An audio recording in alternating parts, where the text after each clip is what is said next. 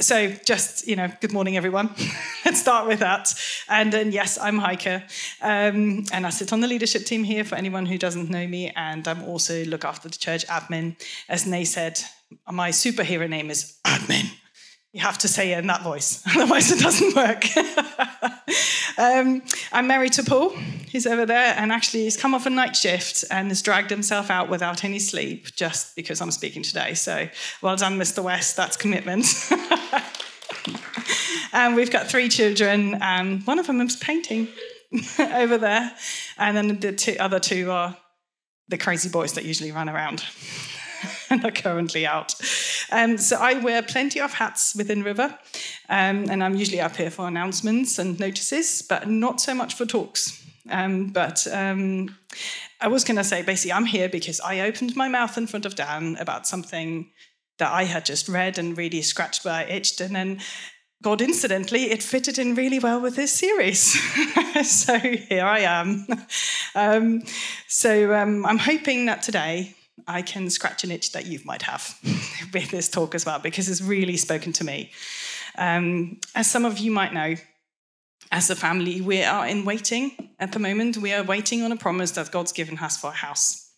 And we are bursting at the seams where we are, and we're waiting because we haven't got the means to move and we can't do it out of our own strength, which makes it easier in a way because we can't do it ourselves and we have to wait on God. So I'm preaching to myself this morning, and actually preparing this talk has really just changed my perspective on the waiting, and I'm hoping to be able to do that too. So, as we said earlier, I'm talking about Joseph today. It says up there, it's Joseph. And as Beth took us through the story of Jacob last week, I'm going to take you through the story of Joseph today. It's a bit of a whistle-stop tour because it's a lot in there and we don't want to be here this evening. I'm sure you have a roast to go back to too. But it's such a colourful, amazing story. And there's so much to learn from it. And today we're going to specifically look at waiting on God's promise and waiting well. So let's set the scene. For the last 2 weeks, we've looked at Abraham, his son Isaac, and his grandson Jacob. And then today we're bringing in Jacob's children. They're Abraham's great-grandchildren. So we are in the land of Canaan because that's where Jacob has settled.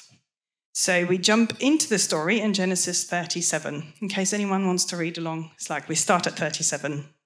And we meet Joseph, who's a 17-year-old boy who tends his father's flocks, along with his half-brothers, who are the sons of his father's other wives, Bilhah and Zilpah. And it's a complete soap opera. When you read the story, it's like the complexities of different wives and different sons and the relationships. But we're not going to talk about that today. You can enjoy that another time. So at the age of 17, we'll make sure that works. I've done you a little timeline, so we're going to come back to this across the whole talk. So at the age of 17, he shares a dream with his brothers.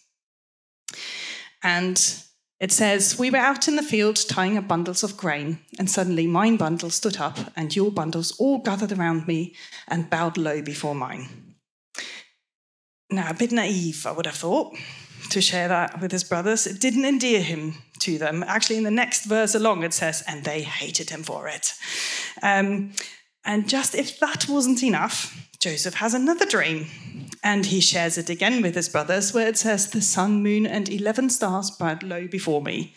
Now, if they didn't hate him before this, they did now. So much so that when he went out one day to look for them, they sold him into slavery, which is an upgrade from the original plan to kill him. But his brother Reuben advocated for him. But nonetheless, he's sold as a slave. And the brothers tell Jacob, his father, that Joseph was killed by wild animals. And that's a lie that's going to haunt them for the next decade. So that's how Joseph ends up in Egypt. And he's sold to Potiphar, the captain of Pharaoh's palace guard. So back to there you go, to our timeline. So Joseph is a slave, but God is with him. Joseph would not have spoken the language, known anything about the customs or the life of an Egyptian. But Potiphar sees something in this young Hebrew. And we know that it's because God's favor was on him. What Potiphar saw, that whatever Joseph touched turned out well. So he puts him in charge of his household. And just let's pause there for a minute. Now, we know that what Joseph is going to be tasked with later on in the story is to run the country of Egypt. Spoiler alert, if you're not familiar with the story, that's what's going to happen. What do you think he was learning here while running this household? He was learning things about administration, not just the language and the customs, but literally he learned the skills he would need later on in life. So, and of course, Joseph had no idea, but he trusted God and he made the most of what God had given him and where he was placed. Now, as humans, we're naturally impatient. And I'm sure that's why one of the fruits of the Spirit is patience, to teach us patience. But the message here is bloom where you are planted. So if you're waiting for something, could it be God preparing you for something or for the greater purpose or something you're actually waiting for? You don't have to like the situation you're in, but how you behave in it while you're there makes a huge difference. There might be people around you watching what you're doing in your waiting. I mean, Potiphar was watching Joseph and ended up putting him in charge of his household. So back to the story. Joseph is now running Potiphar's household. And we aren't quite sure how many years have passed here. We just read in Genesis 39, verse 6, that Joseph was a very handsome man and well-built, or a very handsome, well-built young man. So maybe early 20s. And Potiphar's wife had her eye on him. So she kept asking him to sleep with her, and he kept refusing. He points back to God and says, "How can I do such a wicked thing and sin against God?" Joseph holds true to his faith even when she keeps pressuring him, because he knows that sin always has consequences. So he holds fast to his faith and morals. And in the end, Potiphar's wife accuses him of it anyway. So what should have happened here is that Potiphar should have had Joseph executed, but he didn't. Potiphar probably didn't believe his wife. He had seen how Joseph conducted himself and how Joseph behaved generally, and he probably also knew what his wife was like. So he was caught between a rock and a hard place, so he sent him to prison instead. And he sent him to not just any prison, but it's a prison for high-ranking officials, so it kind of sounds like an upscale prison to me. Probably the best thing he could do under the circumstances. So here we are. Another bad turn in Joseph's story. He was sold as a slave, and now he's been thrown into prison for something he didn't do. We know that he is one step closer to the fulfillment of his dreams, but it's rather unlikely that Joseph knew that or saw it that way either. He was being punished for for doing the right thing, and he's stuck in a hopeless situation again. But God is with him and shows his favor. So we don't know what Joseph did while he was in prison to gain the warden's favor, but maybe he worshipped God openly. Maybe he praised or prayed or went above and beyond in the tasks he was given, or maybe he did all of them. But yet again, Joseph makes lemonade out of the lemons he's given. And it just reinforces the message that God is with you in your waiting. Just make the most of where you are. God knows the sleepless nights and the anxiety and the fear of the future. I'm speaking to myself here. But when we seek him first in all we do, God is with you, and he can make this a success and make lemonade out of lemons. So we know that in this time in prison, Joseph hones his ability to hear God. Because even though he was in charge of the other prisoners, I'm sure prison life is not being rushed off your feet 24/7. So he used that downtime and that quiet time to learn to hear God's voice really clearly. And that's a skill he will need in his next chapter, where he goes on. Because where he goes next, we're now in Genesis 40. He's still in prison, and we don't actually know how long for. The Bible says sometime later. Loaded phrase there. Could be anything. But he meets two of Pharaoh's officials, the cupbearer and the baker. And just think at this point, Joseph could have been totally absorbed in his misery and not looked at other people. But from what we read in the Bible, it says that is not what he did. He still looked out for others. He notices that the two officials are looking worried. So in verse 7, he says, "Why do you look so worried today?" Which just those phrases that actually makes you think he has conversations with them every day and he notices the difference in them from one day to another. And because they have a relationship, they tell him. They tell him that they had dreams and that they don't know what they mean. And again, Joseph points back to God. In Genesis 40, verse 8, he says, interpreting dreams is God's business. And with God's help, he interprets the dreams. And they come to pass just as he said.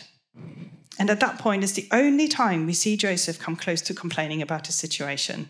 It's just a glimpse of the frustration he is feeling. He is human after all. In verse 15, he says, "I was kidnapped from my homeland, the land of the Hebrews, and now I'm here in prison, but I did nothing to deserve it." So the cupbearer gets out of prison and the baker gets killed, just as Joseph says. And what does the cupbearer do? He promptly forgets about Joseph. And the lesson here being that it's not the cupbearer that is getting Joseph released from prison. It's going to be God. And God works on his own timetable, and he has his own plan. So another 2 years pass, and now Pharaoh has dreams, and then the cupbearer remembers. I'm sure we all have those moments when someone pops into your head, and I always say, act on them there and then, because you don't know what you getting in touch with that person is doing within God's plan. I know that every time I've acted upon a prompt like this, it's really blessed the other person. So just as a side note, when someone pops into your head, go and contact them and do what God asks you to do. And that's the same that happened to Joseph. His story goes from 0 to 100 in a day. So Joseph is brought before Pharaoh and interprets his dreams. Again, he points back to God and tells that it's God who knows what they mean, and he is just the interpreter. He is a man of integrity and truth, and even if the truth isn't good or nice to hear, he still says it. So he tells Pharaoh that we're going to have 7 years of plenty and then 7 years of famine. And just over all this time that he's been waiting, God's prepared him for this moment. So just think the time he spent running Potiphar's household and prison management, all of that experience gives him the ability to lay out suggestions on how to combat what's coming. And God prepared him in his waiting for administration. And Pharaoh can see it, so he puts him in charge of all the land of Egypt, and he becomes the second most powerful man in the land. So this happens 13 years after Joseph was sold into slavery. He is now 30 years old, and God used all of those skills Joseph learned in those 13 years. God won't waste any of your weight either. All of it has meaning.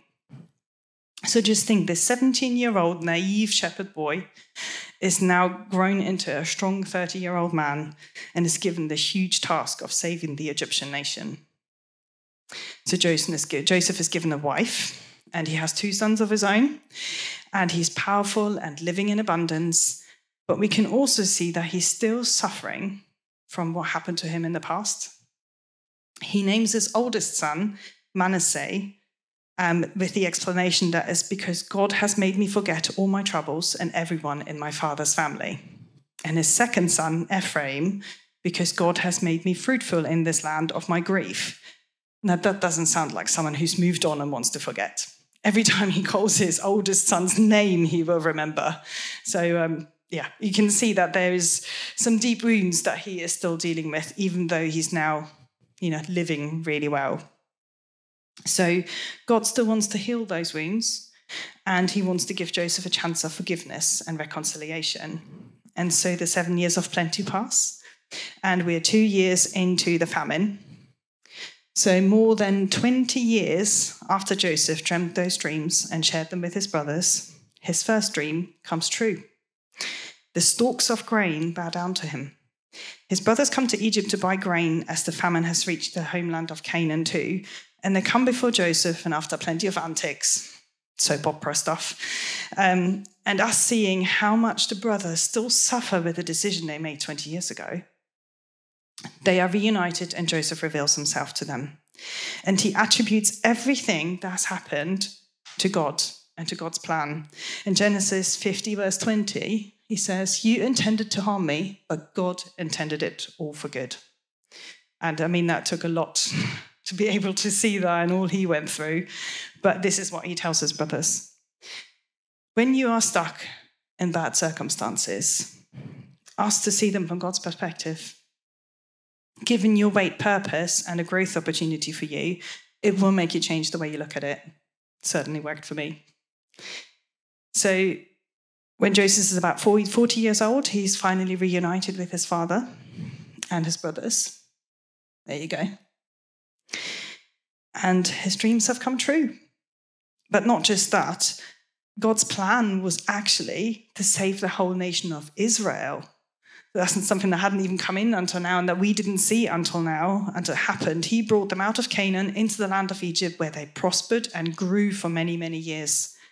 And what happened to Joseph was just a small bit, well, not that small, quite a fairly major bit in this big, big plan that God had. I told you there was a lot in this story. And definitely reads a bit like a soap opera. Or like Paul said, there was one point where he's like, now you need to go the boom, boom, boom, boom from EastEnders and leave on a cliffhanger. That's exactly how it feels. But there's so much to learn. There's so much in here. Joseph had a really tough time. And I'm sure a lot of you can relate to that, having a tough time. But however, if there's one thing we can see from Joseph's story is that the key to waiting is what you do during that wait and actually using that wait and keeping your eyes on God. So the first point there would be don't strive. Don't try and do things from your own strength or, because trying too hard. Waiting is hard, but we've seen the stories of Abraham and Jacob, what happens when you try and make things happen yourself. It goes south. It doesn't mean God won't still do your plan, but it's not a good idea. It just doesn't work. And I don't mean you should be lazy and just sit there, but don't try and force something to happen. Trust in God. Timing is everything, and his timing is way better than ours. He might actually want you to simply wait. And that might be a hard thing to hear. Perhaps he just wants you to draw nearer to him. In Psalms 46, verse 10, it says, "Cease striving and know that I am God." God doesn't need a plan B. He has the best plan for you. As unthinkable as it might be, you are exactly where you need to be right now. And God is with you. So just keep your eyes on him and he'll walk with you every step of the way. God is with you in the waiting. So talk to him, pray, plead with him, thank him, cry with him, argue with him, but talk to him. A period of waiting might be a time of preparation, like we've seen for Joseph. I mean, look how he prepared him to save a whole nation in that waiting. And use this time wisely. Joseph did. He learned all the skills he needed. He learned how to hear God clearly and the ability to interpret dreams, which was instrumental to what he was meant to do later. So spending more time in prayer and scripture might be the best possible outcome for the entire situation that you're in. It certainly will draw you closer to God. And I personally find that looking at this waiting and just pushing into God and spending more time with him in silence and prayer and going out together and praying is just something that really is a well use of that waiting time. And keep your eyes open. Whatever you're going through, there's a lesson to be learned, so embrace it, and you need to be able to see it. I'm learning about stewarding and making the most of the situation we're in. And God is in every detail. He's, just look at the stalks of grain bowing down before him when the brothers came to buy grain.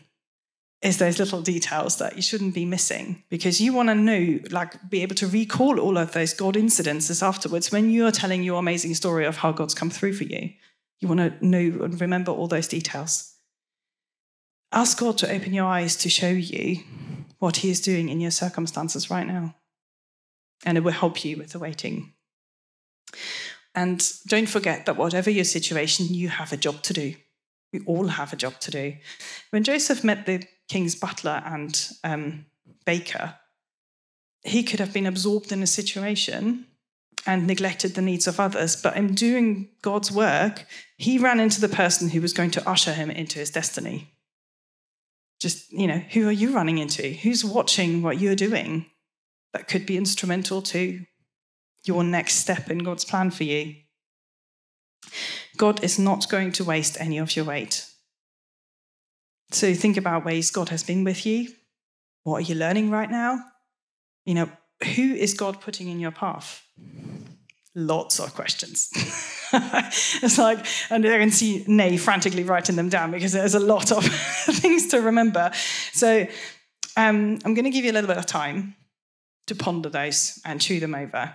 I'd like you to get into pairs, just 2 people at a time, so you have time to be able to actually, share with each other and pray with each other. And have someone to be accountable to. So it doesn't necessarily need to be your spouse, because they might know it all already. Or it might be important that you pray together. So I've put them up here to help. But I'd like you to share with each other what promises you're waiting for. What are you waiting for right now? What is the waiting you're in? And if by any chance someone is not waiting for something or doesn't know about their plan or God's promise on them, we'll refer back to the Bible. Go and see the prayer team over there. It's like Fiona just told me this morning that the first thing she did when she opened her prayer book was on promises. So if you need a promise from God over your life, go and see Fiona. So share with each other what you're waiting for and what God's promised you. And ask God to see what he's doing in your waiting. Or maybe the other person can see it for you, because quite often the second perspective is quite good. And then pray that for each other, that God will open your eyes in the waiting, showing you how you can wait well and be efficient and obedient in this time of waiting. And if you do have nothing to waiting for, then do go and see the prayer team or pray for the miracle building. As a church, we've been waiting for this for so many years, and I think we've been waiting well, and now things are happening, but it's definitely something that can do with more prayer. So I'm going to give you 8 minutes, 4 minutes each. Yes, very German and efficient. I shall set my watch.